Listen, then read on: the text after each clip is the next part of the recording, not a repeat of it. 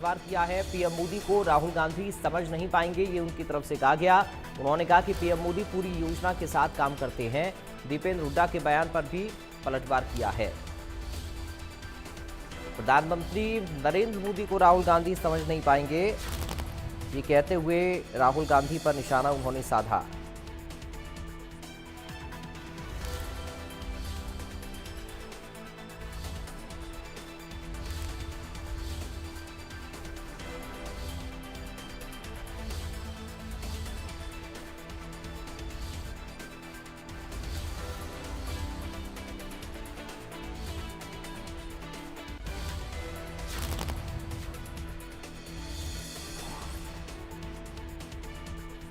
ये बड़ी जानकारी अनिल विज के बयान को लेकर इस वक्त सामने आ रही है।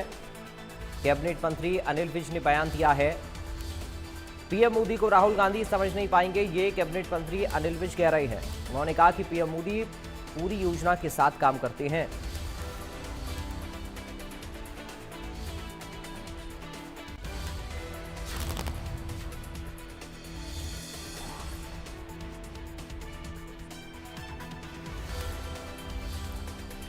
बड़ी जानकारी अनिल विज के बयान को लेकर सामने आ रही है।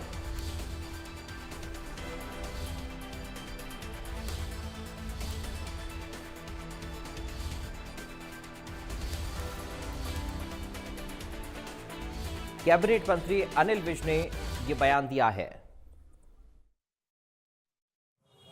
राहुल गांधी जी को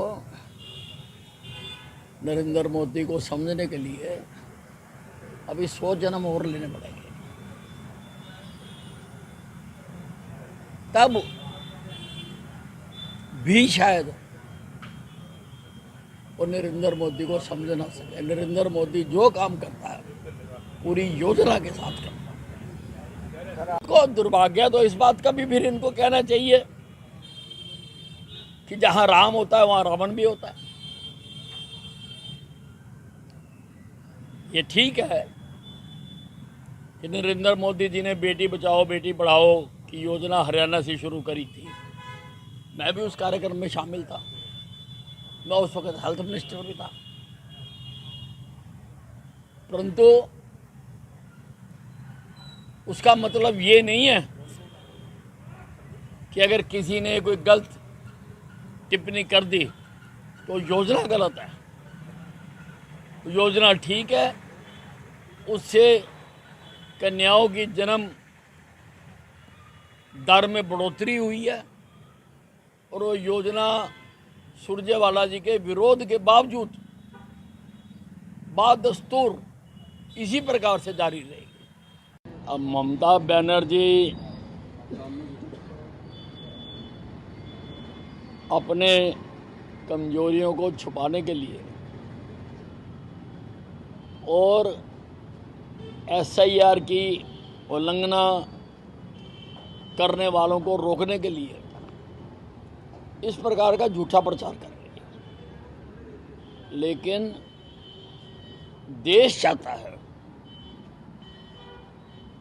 संविधान कहता है कि वोट डालने का अधिकार उसी का होना चाहिए जो इस देश का वासी है। अगर कोई बाहर से आया हुआ है, अगर कोई मर गया है, उसका नाम काटने में क्या तकलीफ है इसको? अगर कोई छोड़ के चला गया, उसका नाम काटने में क्या तकलीफ है इनको? अगर कोई हमारे देश में रहते ही नहीं है ही बाहरले देश का, उसका नाम काटने में क्या तकलीफ?